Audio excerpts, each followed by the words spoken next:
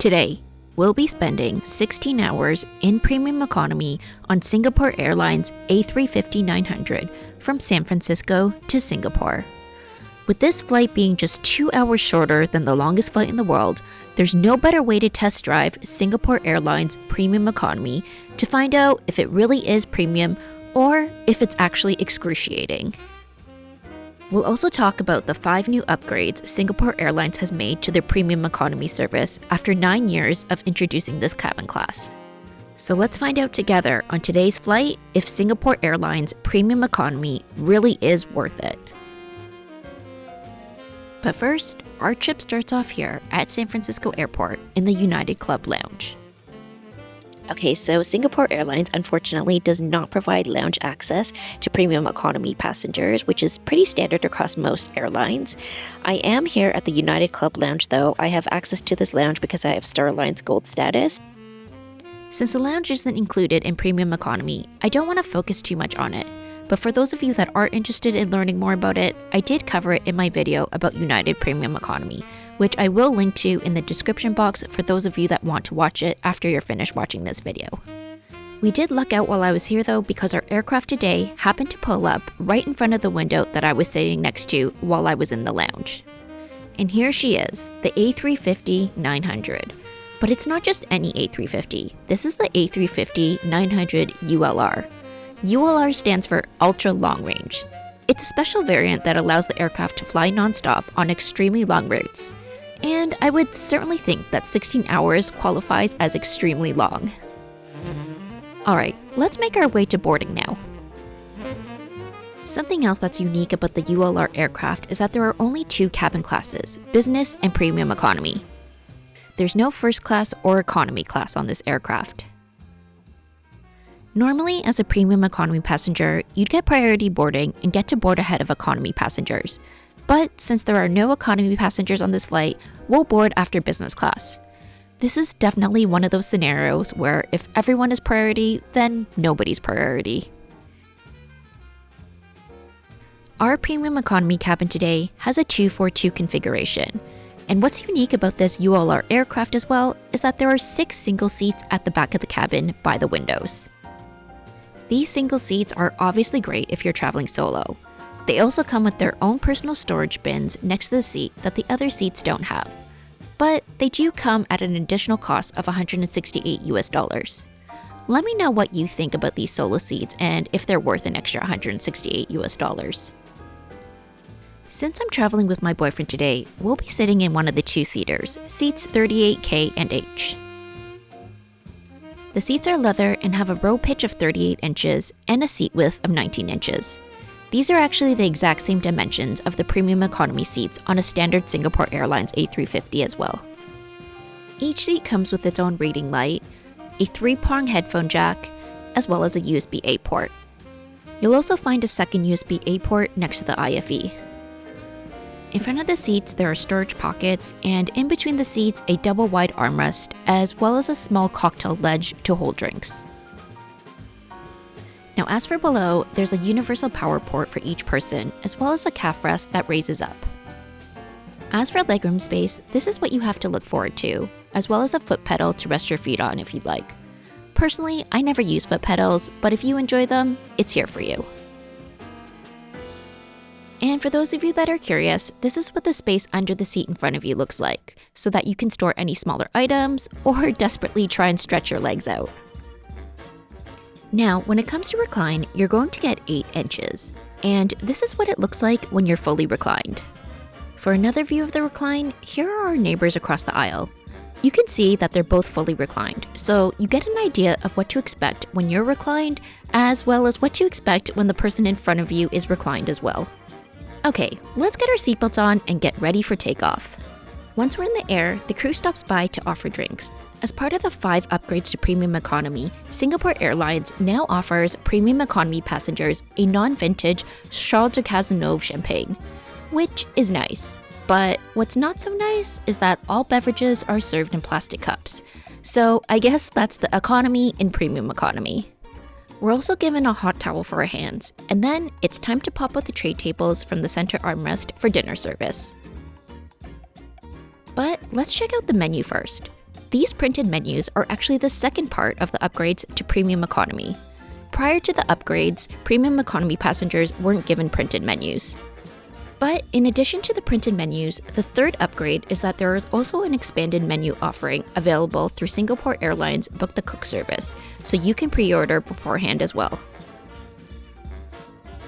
Our meals arrive around an hour after takeoff. As part of the enhanced meals, Premium Economy passengers now get a larger seasonal appetizer. This one is a farro and vegetable salad with smoked duck breast and balsamic glaze. You also get a choice of bread, cheese and crackers, and a square of chocolate. For the main, I ordered the buttered chicken and rice. This was really flavorful and delicious. My boyfriend got the slow roasted pork shoulder with tofu and vegetables. The pork was really tasty and super tender. And lastly for dessert, a delicious chocolate fudge brownie with vanilla sauce. The last thing I wanted to mention about these meals though is that the fourth upgrade Singapore Airlines made to Premium Economy, which is the dishware. According to Singapore Airlines themselves, the premium meals will be served in upgraded, contemporary stoneware glazed porcelain. Let me know what you think about this dishware though. Does it feel extra premium to you? Or would you not even notice something like this?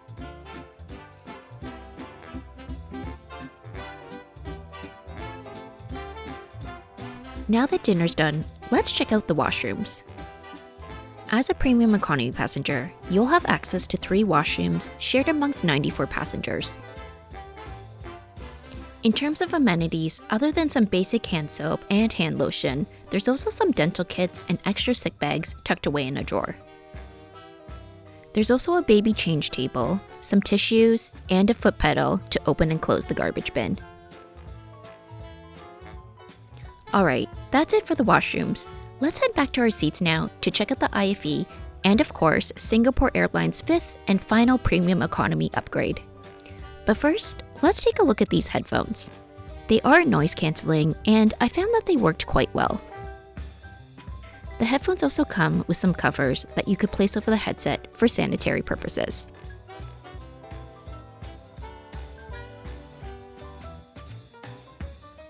As for the IFE, it's a 13.3-inch touchscreen display, although there is also a remote available that you can use if you prefer not to touch the screen.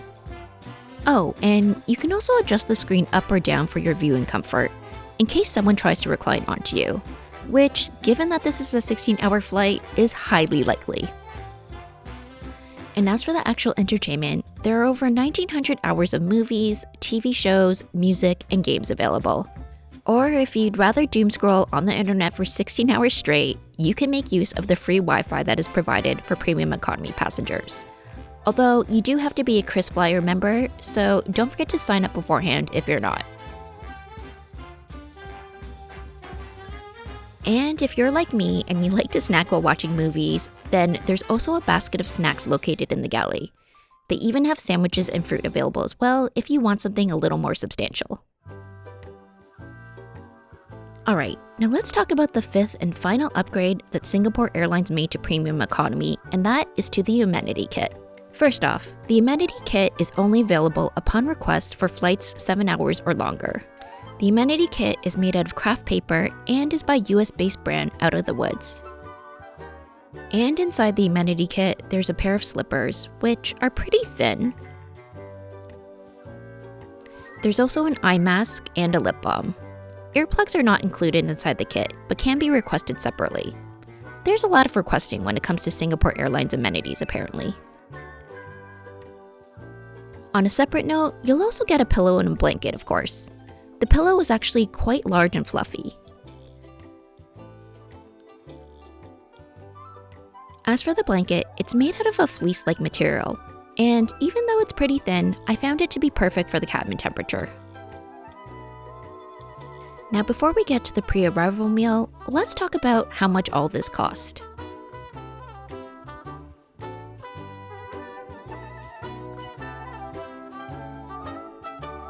Okay, so let's talk about cost. So we did book one-way tickets to Singapore just because when we leave Singapore, we booked award space. So one way between San Francisco and Singapore was 929 US dollars per person, or 1,858 US dollars for the two of us. I feel like considering this is a 16-hour flight, 929 US dollars per person is pretty good value. It works out to just under 60 US dollars per hour of this flight. I did notice that there was quite a few empty seats on this flight, and I'm wondering if maybe this route isn't as in demand and maybe that is reflected in the cost as well, or if I just maybe happened to book a flight where not a lot of people booked it that day. But let me know what you think about the price. Do you think it's too much money for what Singapore Airlines is providing, or do you think the price is fair? And about an hour and a half before landing, we get our pre-arrival meals, which is breakfast. I ordered the congee with shredded chicken, ginger, and vegetables. I really enjoyed this. Congee is always a comforting dish for me, and this one was great. My boyfriend got the char siu egg noodles. For those of you that don't speak Cantonese, char siu is barbecue pork. He said that these were just okay though.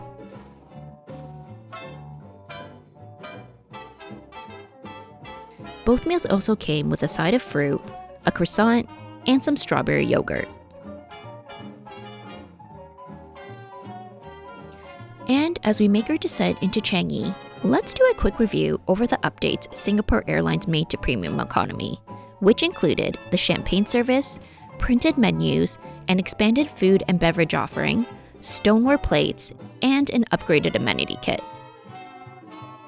But let me know what you think about these updates. Are they enough to make Premium Economy feel premium?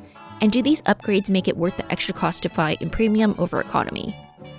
As always though, thanks for joining me on board today, and if you've made it to the end here, I hope you'll consider subscribing and liking the video so that we can fly together again soon.